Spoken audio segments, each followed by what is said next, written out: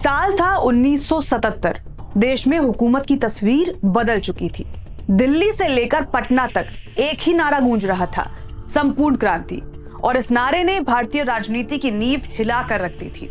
बिहार में जो हुआ वो सिर्फ एक चुनाव नहीं था, वो था सत्ता, संघर्ष और जागरूक जनता का संगम। जयप्रकाश नारायण के आंदोलन ने वो तूफान खड़ा किया जिसने पहली बार कांग्रेस को सत्ता से बाहर फेंक दिया। तो चलिए आज जानते हैं कि कैसे 1977 का बिहार विधानसभा चुनाव बना भारतीय राजनीति का सबसे बड़ा टर्निंग पॉइंट। कहानी शुरू होती है बिहार से, जहां जयप्रकाश नारायण यानी कि जेपी ने देश को संपूर्ण क्रांति का संदेश दिया। यह आंदोलन सिर्फ सरकार के खिलाफ नहीं था, ये जनता की आवाज थी जो सालों के अन्याय और भ्रष्टाचार से तंग आ चुकी थी। 1975 में जब इंदिरा गांधी ने आपातकाल लागू किया तो पूरे देश में लोकतंत्र पर ताला लग गया। अखबारों पर सेंसरशिप, नेताओं की गिरफ्तारी और जनता में डर का माहौल। लेकिन बिहार की धरती ने चुप रहना कब सीखा है? यहां से शुरू हुआ आंदोलन पूरे भारत में फैल गया और जेपी बन गए जनता के मसीहा। उनका एक ही नारा था, सरकार बदलिए, व्यवस्था बदलिए। 21 महीने के आपातकाल ने देश की राजनीति का चेहरा बदल कर रख दिया। कांग्रेस पर गुस्सा था, जनता पर अत्याचार, प्रेस पर पहरा और विरोधियों की जेल। और जैसे ही आपातकाल खत्म हुआ, जनता का गुस्सा फूट पड़ा।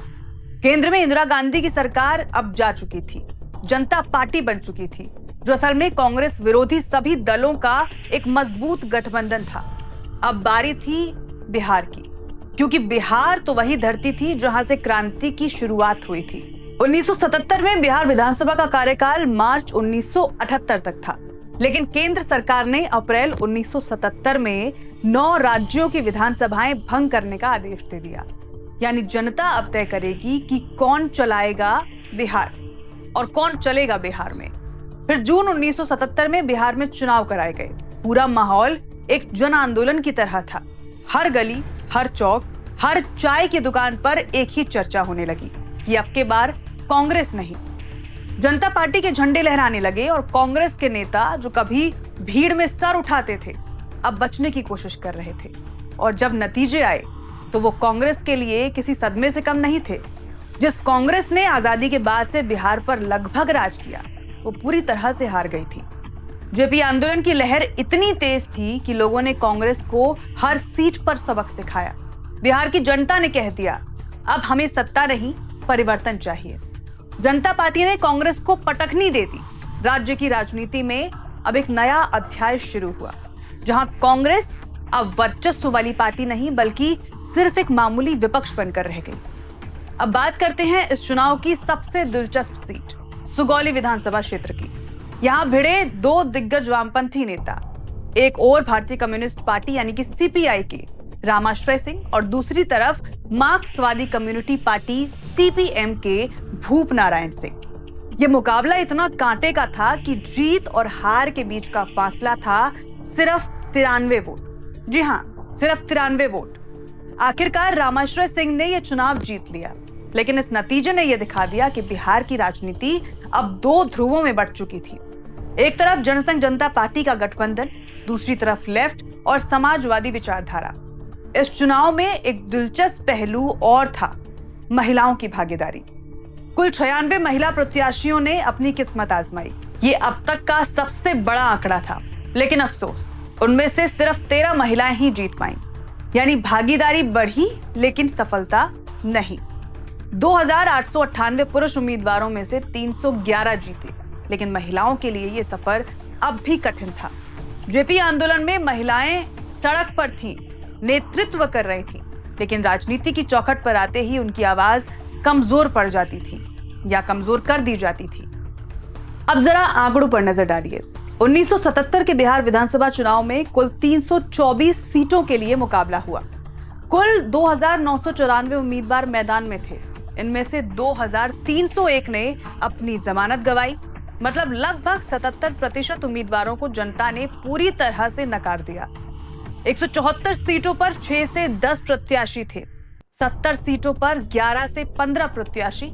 और मजे की बात, पटना सेंट्रल सीट से सबसे ज्यादा 32 उम्मीदवार मैदान में थे, जबकि सबसे कम धनहा और मांझी सीटों पर सिर्फ 2-2 प्रत्याशी थे। अब सोचिए, जहां जनता बदलाव चाहती है वहां प्रत्याशी भी ऐसे उमड़ते हैं जैसे कुंभ का मेला लगा हो। जेपी आंदोलन की असली विरासत क्या थी? नेतृत्व की नई पीढ़ी।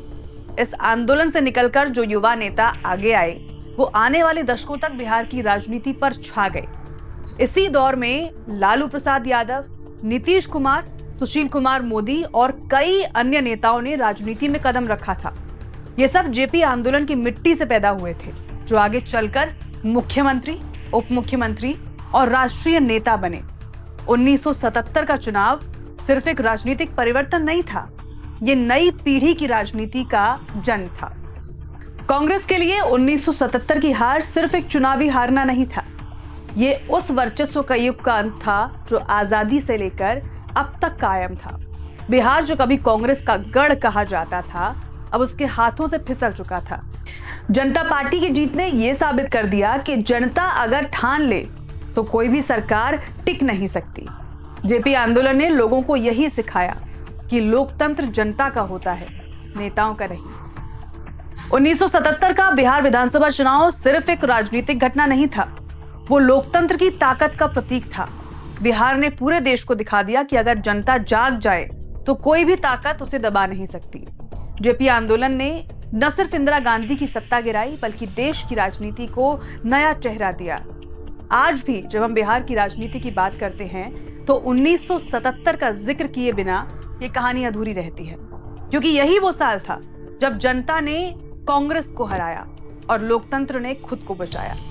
दोस्तों, ये थी 1977 के बिहार विधानसभा चुनाव की कहानी। एक ऐसा चुनाव जिसने इतिहास की दिशा बदल दी। अगर आपको बिहार के राजनीतिक इतिहास की ये यात्रा पसंद आई तो वीडियो को लाइक करें, शेयर करें और चैनल को सब्सक्राइब करना ना भूलें। अगले एपिसोड में हम बात करेंगे 1980 के बिहार चुनाव की, जब कांग्रेस ने फिर से वापसी की कोशिश की, लेकिन राजनीति अब पहले जैसी नहीं रही। तब तक के लिए जय बिहार, जय लोकतंत्र। बिहार चुनाव से जुड़ी बाकी सभी खबरों के लिए देखते रहें YBN बिहार झारखंड। नमस्कार।